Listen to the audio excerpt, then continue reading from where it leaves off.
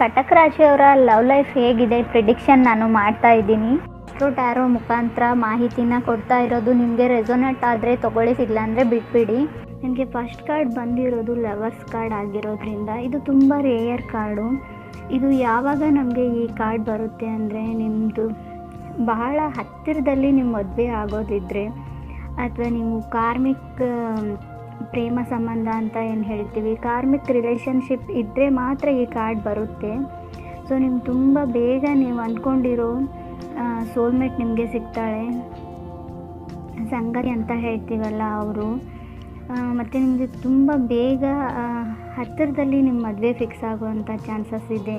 ನಿಮಗೆ ಯಾವ ಥರ ಜೀವನ ಸಂಗಾತಿ ಬೇಕು ಆ ಥರ ಇರೋವಂಥ ವ್ಯಕ್ತಿ ನಿಮ್ಮ ಲೈಫಲ್ಲಿ ಬರ್ತಾರೆ ಅಂತ ನಾವು ಈ ಕಾರ್ಡ್ ಬಂದಾಗ ಎದುರಿಗಿರೋ ವ್ಯಕ್ತಿಗೆ ಈ ಕಾರ್ಡನ್ನ ಈ ಥರ ರೀಪ್ರೆಸೆಂಟ್ ಮಾಡ್ತೀವಿ. ನಿಮ್ಮ ಲೈಫ್ನಲ್ಲಿ ಲವ್ ಅಂತ ಹೇಳ್ಬೋದು ಈ ಕಾರ್ಡು. ಈ ವ್ಯಕ್ತಿ ನಿಮಗೆ ಹಿಂದೆ ನಿಮ್ಮ ಪ್ರೇಮ ಸಂಬಂಧದಲ್ಲಿರ್ಬೋದು, ಹಿಂದೆ ಎಕ್ಸಲ್ಲಿ ನಿಮ್ಮ ರಿಲೇಷನ್ಶಿಪ್ಪಲ್ಲಿ ಕೂಡ ಇರ್ಬೋದು. ಈ ವ್ಯಕ್ತಿ ನಿಮಗೆ ಮೋಸ ಮಾಡಬೇಕು ಅಥವಾ ಯಾವುದೇ ಥರ ಆ ಥರ ಇಂಟೆನ್ಷನ್ ಇಲ್ಲ, ಆದರೆ ಅವ್ರಿಗೆ ಟೈಮ್ ಇಲ್ಲ, ಸಿಗ್ತಾ ಇಲ್ಲ. ಇನ್ನೂ ತುಂಬಾ ಅಪ್ ಆ್ಯಂಡ್ ಡೌನ್ಸ್ ನೋಡಿದ್ದಾಯಿತು. ಈ ವರ್ಷ ತುಂಬ ಚೆನ್ನಾಗಿದೆ.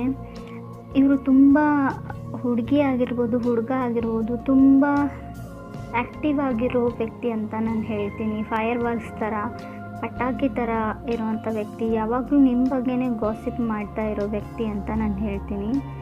ಇವ್ರ ಶುಕ್ರ ತುಂಬ ಸ್ಟ್ರಾಂಗ್ ಆಗಿರೋದ್ರಿಂದ ಇವ್ರ ಜೊತೆ ನೀವು ಕನೆಕ್ಟ್ ಆಗಿರ್ತೀರ, ಕಮ್ಯುನಿಕೇಟ್ ಕೂಡ ಮಾಡ್ತಾ ಇರ್ತೀರ.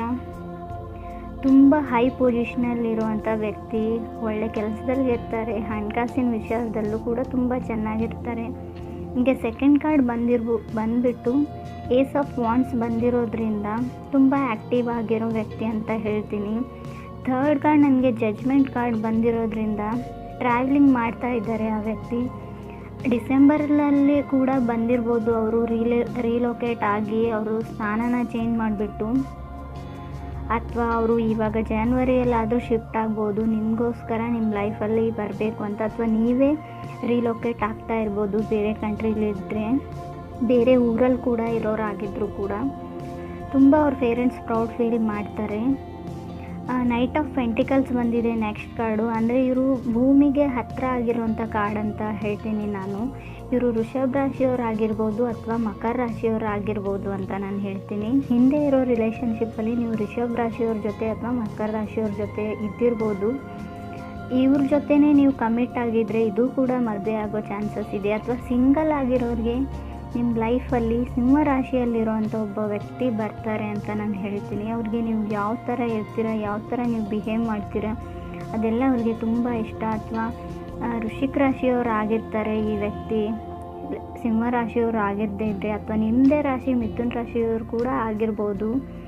ಕೆಲವರಿಗೆ ನಿಮ್ಮ ಲೈಫಲ್ಲಿ ಬರುವಂಥ ವ್ಯಕ್ತಿಗೆ ಕೆಲವರಿಗೆ ಪೇರೆಂಟ್ಸ್ ಇರೋದಿಲ್ಲ. ಇದು ಒಂದು ಹಿಂಟ್ ಥರ. ಮೇ ಬಿ ಒಬ್ಬರು ಮಿಸ್ ಆಗಿರ್ಬೋದು ಪೇರೆಂಟ್ಸ್, ಅಥವಾ ಇಬ್ಬರೂ ಇರೋದಿಲ್ಲ.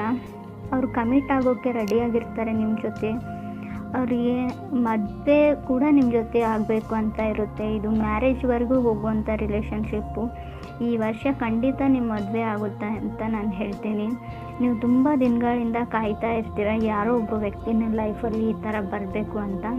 ಆ ವ್ಯಕ್ತಿ ಇವ್ರು ಆಗಿರ್ತಾರೆ ಅಂತ ನಾನು ಹೇಳ್ತೀನಿ. ತುಂಬ ಸಾಲಿಡ್ ಆಗಿರೋ ರಿಲೇಷನ್ಶಿಪ್ ಅಂತ ನಾನು ಹೇಳ್ತೀನಿ. ಇವರೊಬ್ಬರು ಹೊಸ ವ್ಯಕ್ತಿ ಅಂತ ನನಗೆ ಅನ್ನಿಸ್ತಾ ಇದೆ. ನೀವೇನಾದರೂ ಹಳೆ ರಿಲೇಷನ್ಶಿಪ್ಪಲ್ಲಿ ಇರೋರಾಗಿದ್ದರೆ ಇವರು ವೃಷಭ ಅಥವಾ ಮಕರ ರಾಶಿಯವರಾಗಿರ್ತಾರೆ. ಹೊಸದಾಗಿ ಸ್ಟಾರ್ಟ್ ವ್ಯಕ್ತಿ ಬಂದರೆ ನಿಮ್ಮ ಲೈಫಲ್ಲಿ ಸಿಂಹ ರಾಶಿ ಅಥವಾ ವೃಶ್ಚಿಕ ರಾಶಿ ಅಥವಾ ಮಿಥುನ ರಾಶಿಯವರಾಗಿರ್ತಾರೆ. ಸೊ ಮದುವೆ ಕೂಡ ಆಗುತ್ತೆ ಈ ವರ್ಷ ಅಂತ ನಾನು ಹೇಳ್ತೀನಿ.